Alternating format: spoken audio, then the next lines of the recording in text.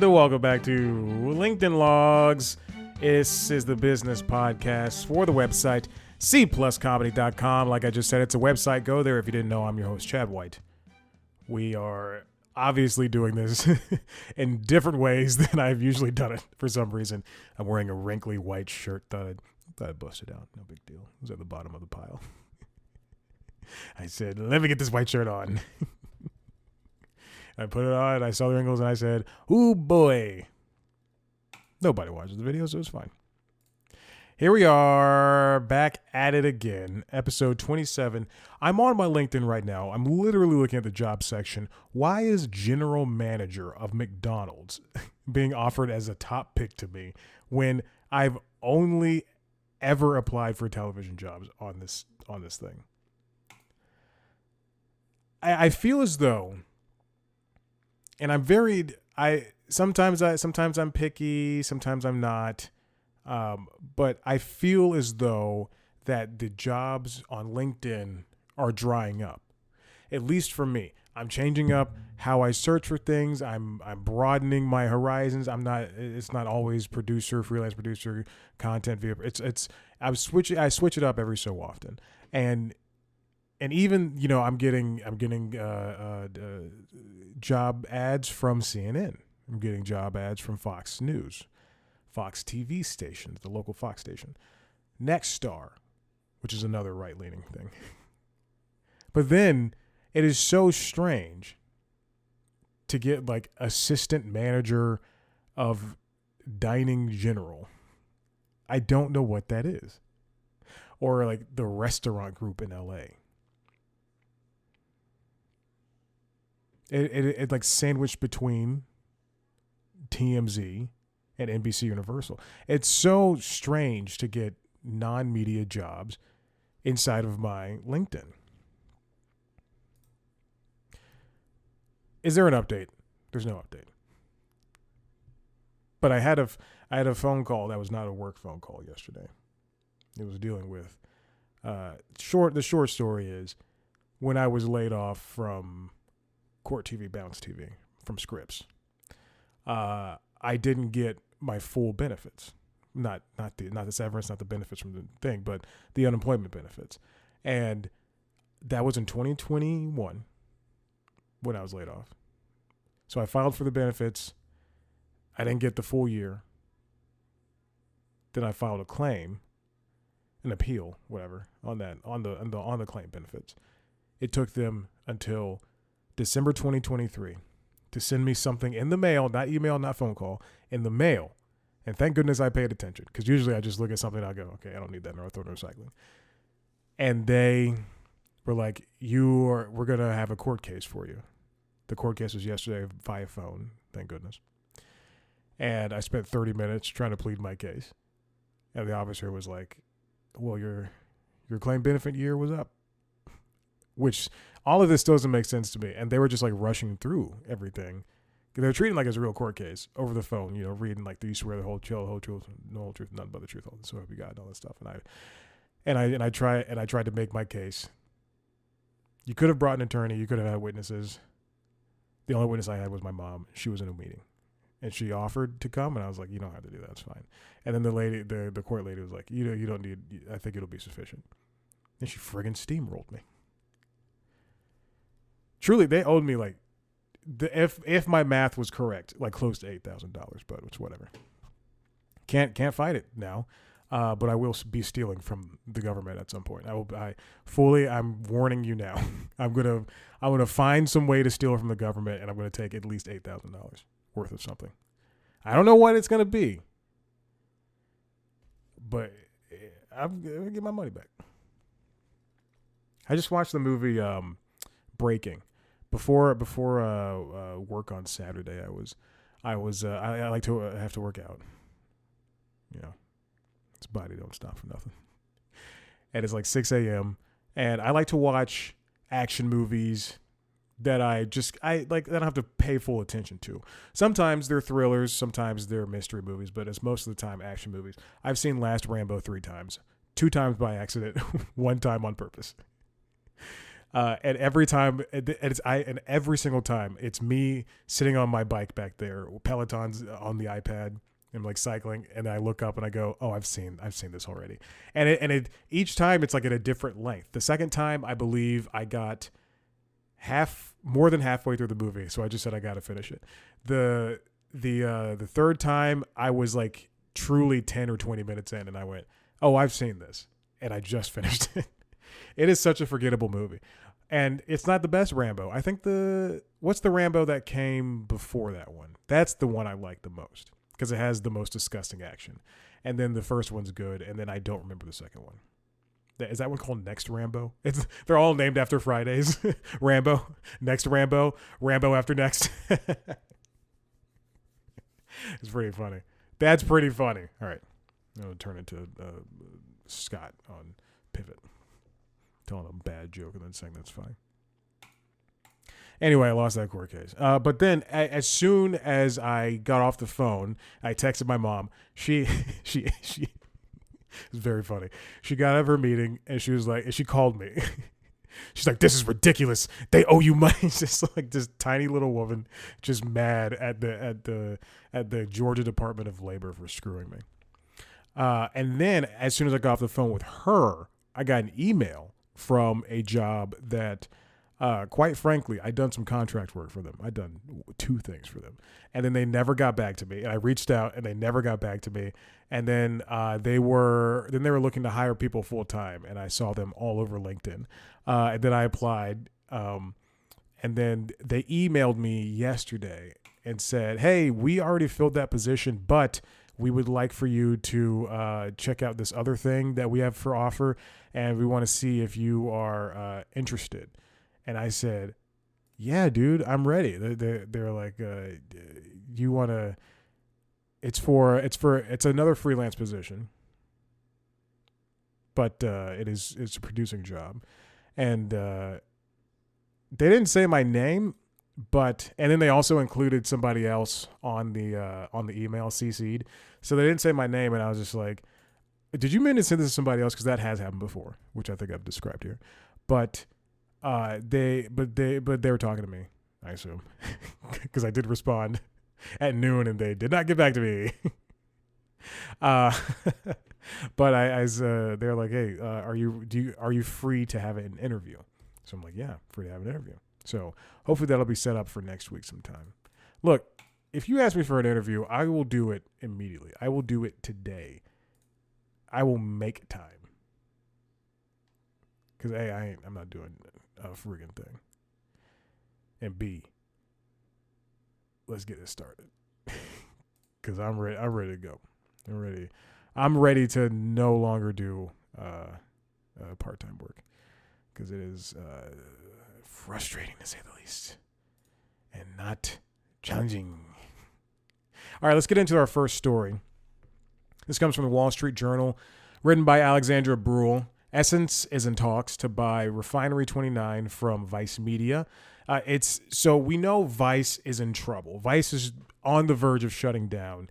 If that's like at worst, it's on the verge of imploding on itself and never being another website ever again. They've all but given up the website. They've turned now into all the verticals are now all focused on, I'm guessing, social stuff, and if they can, video stuff like YouTube and TikTok focused things. But right now, it's all going to be mostly social things. And when a company is in, I'm going to use the word that, who's the writer again? I'm so sorry. Alexandra Bruhl. I'm going to use the word that she used in the headline, embattled. And if a company's this embattled, they're going to be looking for ways to not save themselves, but to soften the blow. And at this point in time, it looks like the website that Vice purchased a couple of years ago, truly just a handful of years ago in 2019, they're going to have to sell that off. And that website's Refinery 29, and Essence is looking to purchase it. Now, Essence is a Black-owned media brand and is looking to expand its digital profile and reach more young women, Bruhl writes. And it's important that I always felt that Essence was a women-driven, women-focused type media thing, and Refinery 29 is a very woman-focused thing, and so it's good to see something like Essence take over. I don't know if you just heard a slam outside, but I did, and I felt it, and it pisses me off. It's good to see something like Essence come in and take over some Refinery 29, because that's what it needs. I don't think Refinery 29 ever really felt as though it belonged in the Vice family. It didn't belong with, like, there were other verticals. Mother, I think that was one, and Pothead or Weed Smoker, I don't know, and sex workers, and I mean Waypoint barely felt like it fit in there. But I never really read Waypoint, which is the gaming vertical for them. So whatever. Refinery 29 was founded in 2005, and it was one of the first big early digital media companies to really become a women among millennial women, women-driven thing. It got revenue through. Revenue was generated through ads, events, and licensing deals, and Refinery 29 was purchased by Vice because Vice is such a male-driven audience. Refinery 29 has struggled with the same challenges other online publishers have, including a volatile ad market and a decline in traffic sourced from Google and social media sites. They saw a decrease in revenue to $30 million last year from around $50 million in 2022. Essence Ventures, which is owned by Richelieu Dennis and the magazine's parent, is among the company's marketers are targeting as they try to increase spending on Black-owned media. We know Vice is going down. It was once valued at $5.7 billion and now is just basically circling the drain. I don't even know if Essence has. I know Essence. Hold on, Essence magazine. I'm just gonna Google that. I know Essence has its the Essence Fest and everything, but now I'm on their website and it looks kind of rudimentary. It looks like something that I would put together. If you go to cpluscomedy.com, it truly looks like. First of all, the front page is way too long. They put all the sections on the website are. You know what? I'll just do this. Let me just share the page. Actually, I don't even know if I have the window capture on. Oh, God. This is going to take forever. Dude, why did you decide to do this? Why did you decide to do this, man? Oh, my God. Okay. I don't even care anymore. Anyway, don't watch the video. It's bad. But the website's not good. It just kind of looks bland and kind of barren and everything, and somehow still long as CVS receipt. And Refinery will be a great complement to that, because I do like what Refinery 29 does. They do have a YouTube channel where they will show off, women will show off their apartments in New York or wherever they live, and they'll go, I bought it for, I paid $6,000 and I'm a beauty consultant at Vogue. They have these ridiculous jobs. How do you afford to live in these places? Oh, my God. But it's going to be a good deal. It's going to be hopefully something that'll work out in the end. This next one comes from The Wrap, written by Natalie Korak and Emily Smith. New CNN digital head urges cross-functional effort in first day memo. Staff yawns. Boilerplate stuff. It's an exclusive. There's a new memo coming from Alex McCollum, who kicked off her role as CNN's EVP of Digital Executive Vice President, Digital Products and Services on Monday, with a staff memo touting her plans to build out digital offerings, which people called a boilerplate message that was received with a collective shrug. In quotes, a person with knowledge of the network's internal communications tells The Wrap. And the memo is included, and we will skirt over it for a bit. But when you these memos to staff, which I was at CNN, I was at Cartoon Network, I received those often all the time when they come out. But I never really read them because I more or less knew what was going to happen. And I mean, unless they say jobs are being cut, I'm not going to pay attention. So when CEOs, I'm going to say when one more time, when CEOs send out these messages, they seem insincere, and they appear to be insincere, and they appear to be just kind of boring and rote, and as if there's nothing of substance in there. And a lot of the times that's what they are. And unless you're announcing something that is supposed to be astronomically important, as in job cuts, or as in, hey, we just purchased Refinery 29, then it doesn't really matter in the long run. And when you look at this memo that has a sentence like, the depth of CNN's reporting, the immediacy of the turnaround during breaking news, and the excellent storytelling across video, text, audio, visuals, and emerging platforms are impressive and exhilarating. When you say things like that, it doesn't necessarily mean that you're complimenting people. They're doing their jobs, and they're already doing what they can in order to make to make you make more money in the end. And it just seems like I could go up to a woman and that I know and compliment how she looks, and be like, you're beautiful, you're gorgeous. I could just say all the synonyms in the world. But if I don't know her, I don't know why I'm using this analogy. This is so strange.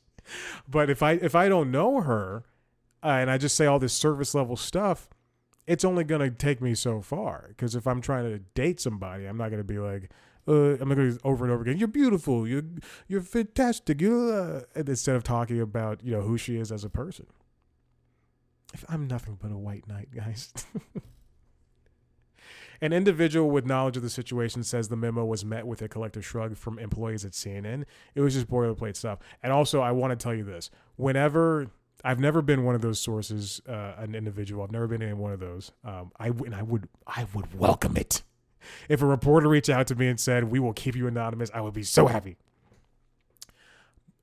However, I can tell you right now that when people, like whenever we get these like memos and everything, people just talk about them, but then they just kind of move on. They go, oh, that memo, and then they just kind of move on. There's no this is a quote unquote representative talking about how the other people around them are talking about it. It's never gonna, like, there's not a bunch of people getting together and going, we need to discuss this memo. It's a lot of, quite frankly, it's just a lot of people taking a dump on it and then moving on with their lives. So the way that reporters paint their sources for media companies when it comes to memos and stuff, or tech companies or whatever, it's so stupid. The insider said, quote, the only takeaway was partner and work functionally. How the hell is that going to work? So I take that to mean, and then CNN had a response to that, whatever. Now, see, I take there's a part in the memo when it says cross. Let me go down to cross. Let me get the words. Here's the last paragraph that Alex McCollum wrote. Doing new and different things and building new and different products means taking risks and changing the way we work. I mean, come on. That's literally everybody's doing that. Even Fox News is doing that. I've seen firsthand that CNN can do both with excellence. We can build new, compelling products. We can think boldly. Okay. This is just like truly surface level. And we can partner and work cross-functionally across this great organization. Now, partner and work cross-functionally. I know in terms of, this is something I thought of when I was at the gym this morning, actually. To cut, what they mean is, and people are tired. I'll tell you right now, people are tired at CNN. They're overworked right now. What I feel that they mean, Alex McCollum means, is that they want people at CNN, producers for TV shows, to reach over across the aisle to the digital people and be like, hey, can we please use X? Or they want the digital people to cut more video from the broadcast and include it into articles. They want all that type of thing. They want this. They want TikTok video, to reference the TV shows, to reference the podcast. This is what's going to happen. They want everything to interplay with each other. They want Audie Cornish's podcast. If she has an interview with somebody who was not able to make it on television, then they want Audie Cornish's podcast to be referenced by Wolf Blitzer, and then that clip to be clipped out and that to be talked about by Jake Tapper.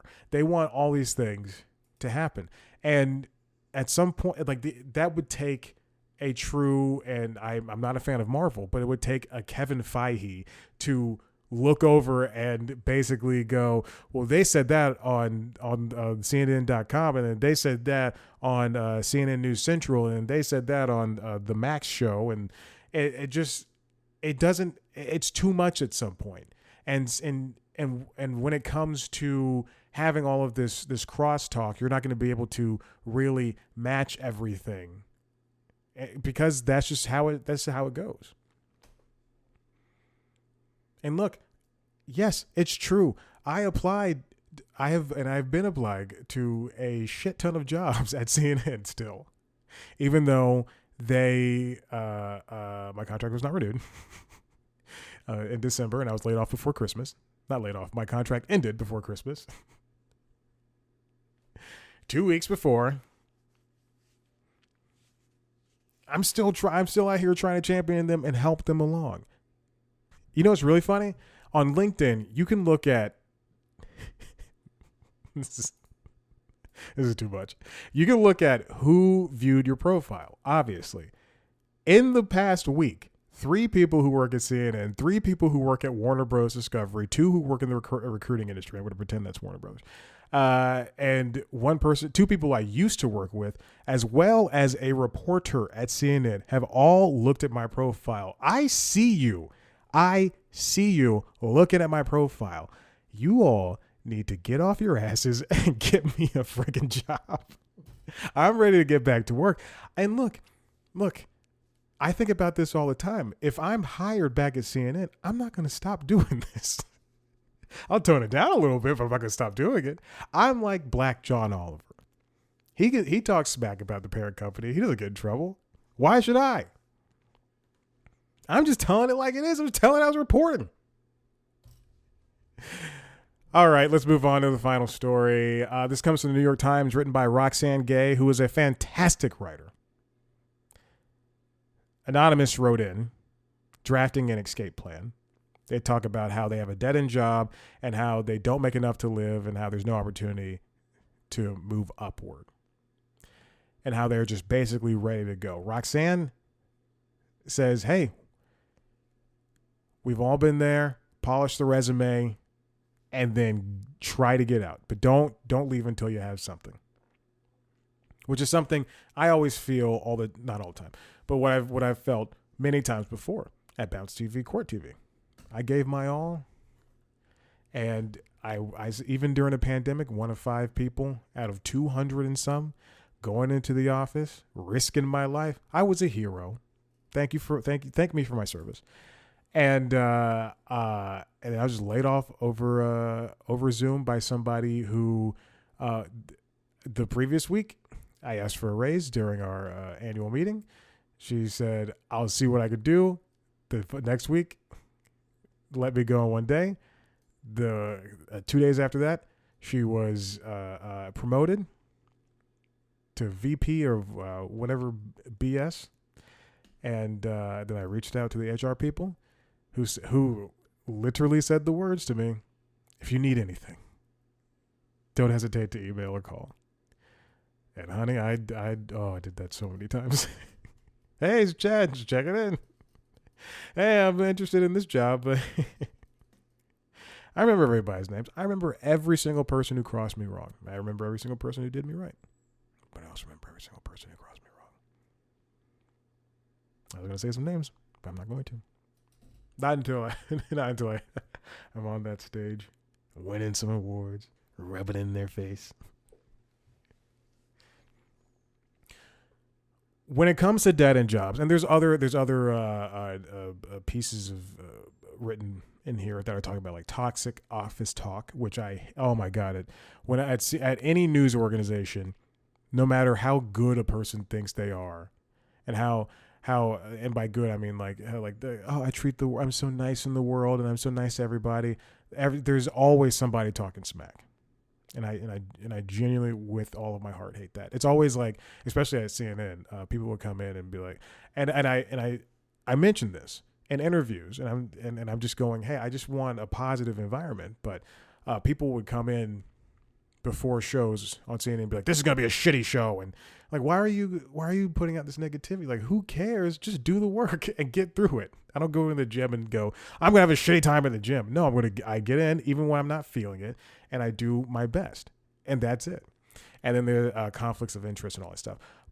But with dead end jobs, I do think that it's always possible to do your best and to give everything that you possibly can at that moment of time. This quiet quitting stuff, all that other, just do it. Just do it. Even if it's baseline, just do the job.